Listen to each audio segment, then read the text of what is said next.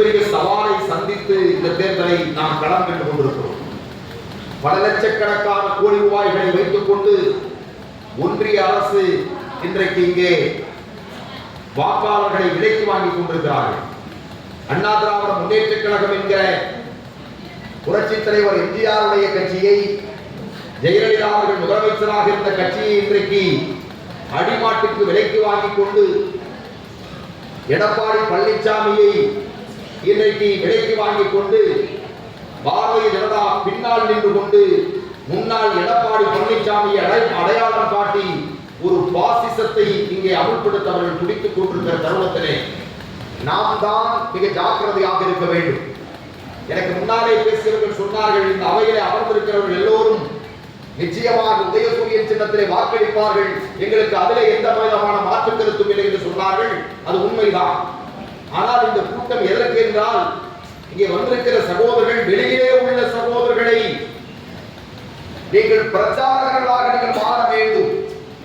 எதற்காக மாற வேண்டும்? இந்த தமிழகம் ஒரு மதச்சார்பற்ற ஒரு நாடாக இருந்து கொண்டிருக்கிறது. அண்ணன் தம்பிகளாக, மாமன் மச்சான்களாக உறவு முறை பேசிக் கொள்கிற சொந்தங்கள் நாம். இந்த மண்ணிலே கலவரம் இல்லை, இந்த மண்ணிலே பாசிசம் இல்லை, இந்த மண்ணிலே வேற்றுமை இல்லை. மதச்சார்பற்ற ரீதியிலே நாம் எல்லாம் ஒரு குடும்பமாக வாழ்ந்து கொண்டிருக்கிற ஒரு பூமாலையில் கர்மமாக இருந்து கொண்டிருக்கிற நாடு தமிழ்நாடு.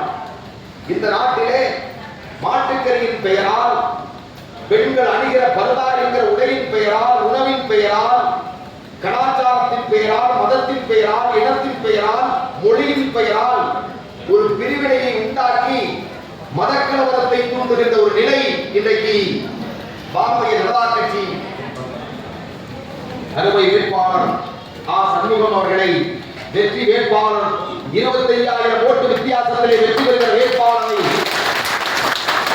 வரவேற்கிற வெற்றி வேட்பாளர் எழுதுகிற சட்டமன்றத்திலே எம்எல்ஏவாக அமர்ந்து நம்முடைய பிரச்சனைகளை, நம்முடைய குறைகளை பேசுகின்ற வாய்ப்பை நாம் ஏற்பாடு செய்து கொடுக்க வேண்டும் என்று தாழ்மையோடு கேட்டுக்கொள்ள கடமைப்பட்டிருக்கிறேன்.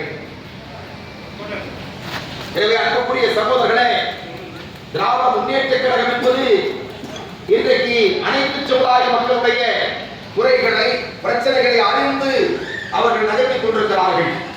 திராவிட முன்னேற்ற கழகம் ஒருபோதும் வெற்றி பெறக்கூடாது என்று பிஜேபி நினைக்கிறது.